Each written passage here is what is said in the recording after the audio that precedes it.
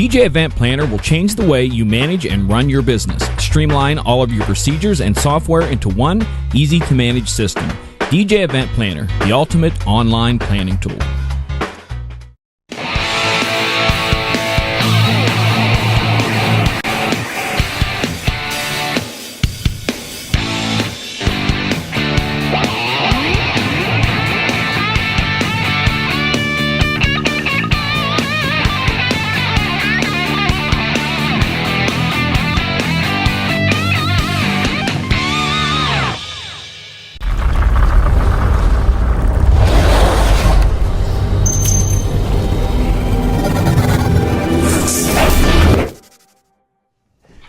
Good evening, everyone. It is another lovely Tuesday night here in the great state of Minnesota.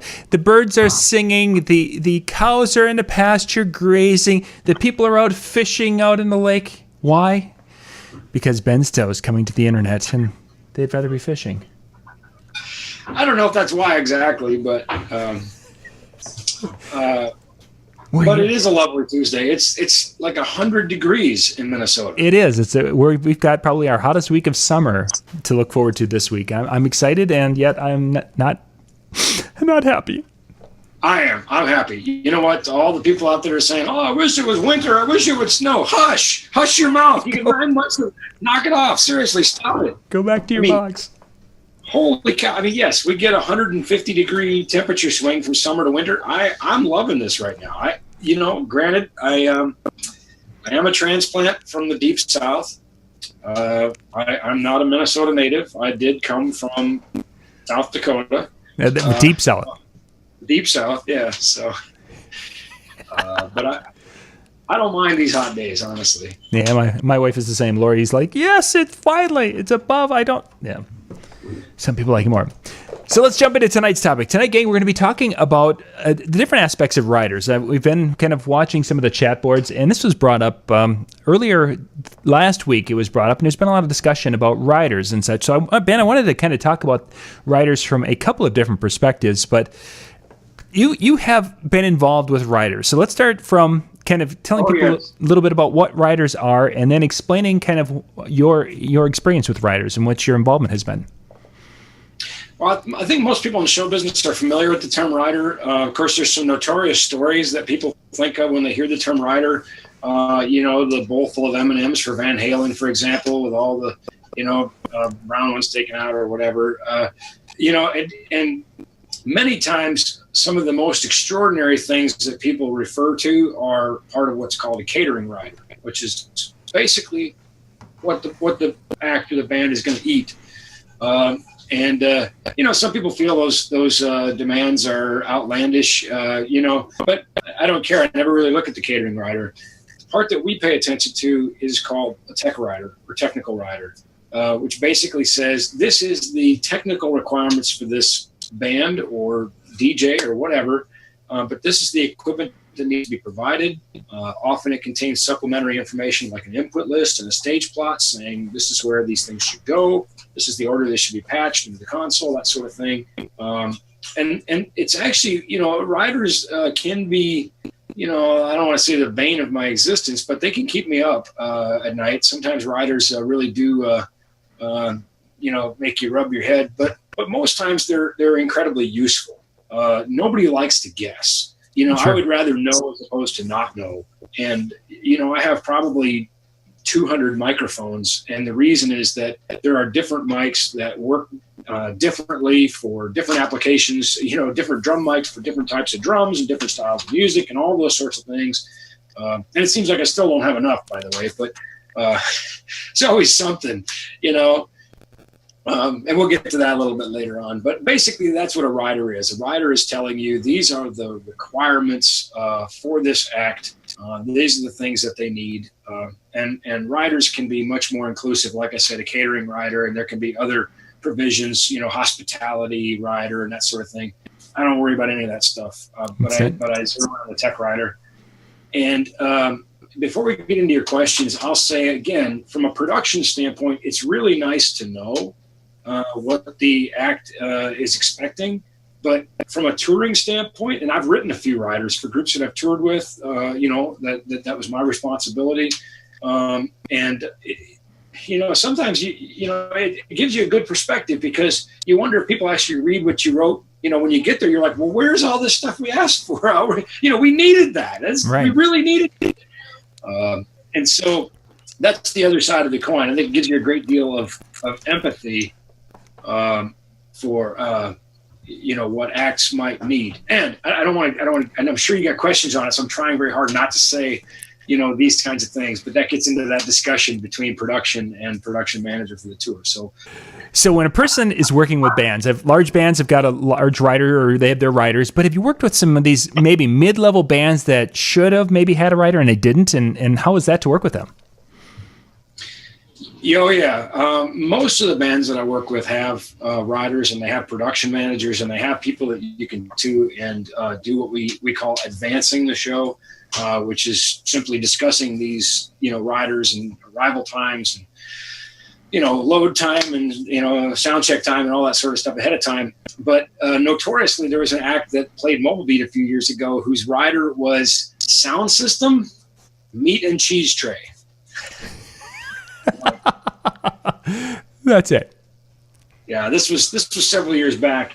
And so there are riders that or sometimes a lack thereof, and that lack of information can be almost as stressful, where you really want to have something to start with. Yeah. But on the other hand, you get the extreme too, where you get an act.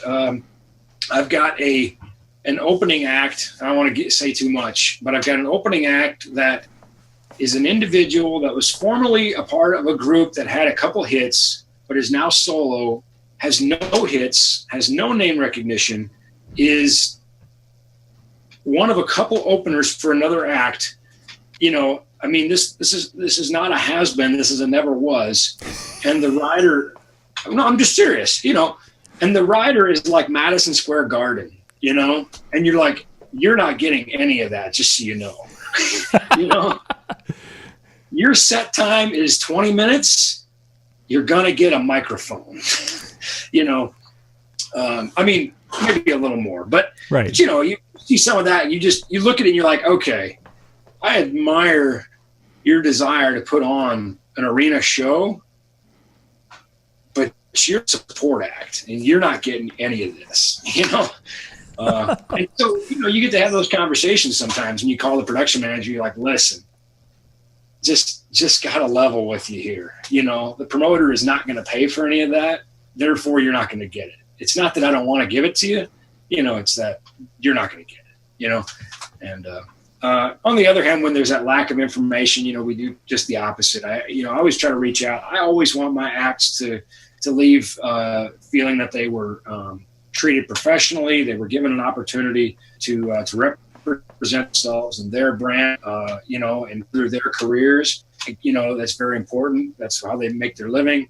And so in the absence of information, I always try to reach out to the PM, which is our vernacular for production manager. Let's try to reach out to the PM and say, okay, I don't have a lot to go on here. Let's talk about your needs, and get the dialogue started. So, interesting. Someone who's basically, I want to be a star, man. Well, sometimes those are the worst. I'm going to just read this to you, and I'm not going to tell you who it's from. But I'm going to tell you that this text message here is from a two-time Grammy winner. Okay, two-time Grammy winner who said, "Thank you, Ben. Thanks to the crew as well. Y'all killed it." In a good way, obviously. Mm-hmm. They were super happy, so happy that after the show, when everything is a distant memory, they sent that text. And so, I think we do care. It's not like me being the bad guy to this support act and you go, you're a nobody, you're not getting this stuff. Those are just the economic realities of this show.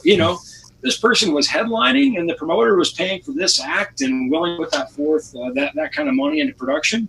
I mean, I just soon bring it all. The more we bring, the more I get paid. It's not like I don't want to bring, I don't want to hold back, but, while I'm working professionally for the act, I also have a fiduciary obligation, financially to the promoter, or the buyer, whoever I'm working for, in that case. Now, if I'm working for the act and we're trucking up a tour, that's an entirely different scenario, because then we're deciding what gear goes on the truck and it's going with the tour, and then that conversation is being had with the act.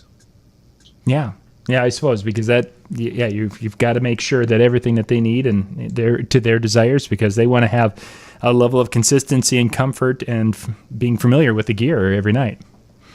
Absolutely. And then in that case, I'm probably a part of crafting that rider, as it will be sent to venues that we will show up to on the tour, saying, this is what we need for power.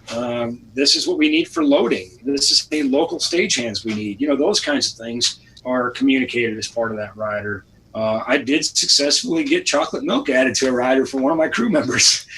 So that was on the catering rider, but I know he doesn't function well without chocolate milk. So that's you got him his sugar.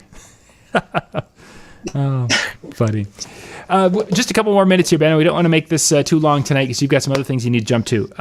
So for entertainers, DJs who are going to be going out and doing things in events that they may need to have a rider, to specifically looking for gear, what kind of advice could you give them on things to ask for and things that maybe they shouldn't be as particular about? The kind of make and break things. These things are things that they can't live without, and these things they could maybe have more flexibility. Well, number one, know your needs, and be sincere about them, and be concise. Don't try too hard. Don't sit down and think, if I like a rider that looks like Van Halen's legendary rider, they'll respect me more. No, I've seen 1,000 riders easily. You're not going to impress me any. You're just going to irritate me, honestly, probably. I'm still going to work hard for you, but I'm going to go, oh, really? So keep it down to the brass tacks. Ask for what you need. Be flexible where you can. That's a big deal. Say, for example, I want, DJM 900 NXS2 acceptable alternates would be, this or this. Or if no alternates are going to be acceptable, say so.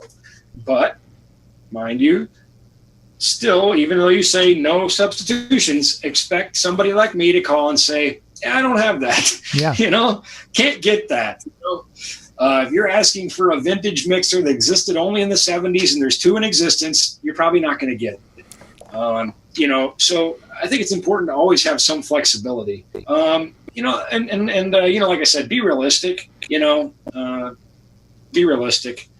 Gosh, I'm trying to think what else would be really important here. I think that, be thorough, be sincere, be brief, and be flexible where you can. That's really helpful. I tell you what, something else often missing from riders, and it just drives me nuts. Some riders, the front page is all of the management information for that band. Merchandise contact, management, logistics, agent, record label, pet groomer, you name it, it's on there. Others, nada. You go through the whole thing, front to back, top to bottom, and you're like, there is no contact info on here anywhere. And maybe I need to tell you, I don't have that vintage mixer from the 70s that only two exist, So make it easy for production to get a hold of you. I think that's really helpful, Or to get a hold of your production manager if you have a production manager. Someone, yeah, so that can help to make those decisions when that situation arises. That's one more thing. Don't pick your buddy to be the production manager if they are not a production manager. If you're not big enough to hire professional staff, don't just stick somebody's name on it so you look bigger. Because guess what? The cat gets out of the bag pretty fast anyway. I've literally had that conversation. I called this guy and I started asking sincere and specific questions about gear. And he said, I'm no more a production manager than you are the Easter Bunny. I did not know you moonlighted as Easter Bunny. Well, it was a revelation to me too. But, so like I said, it was just time wasted, and I'm sure your buddy's going to get frustrated with those calls sooner or later. So that's only happened once, but just don't do it.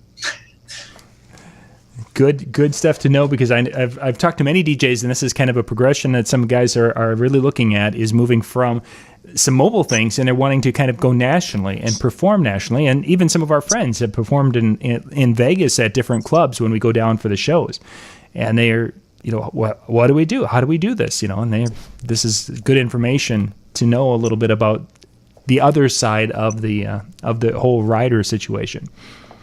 Yeah, like I said, be realistic, be sincere, be flexible where you can.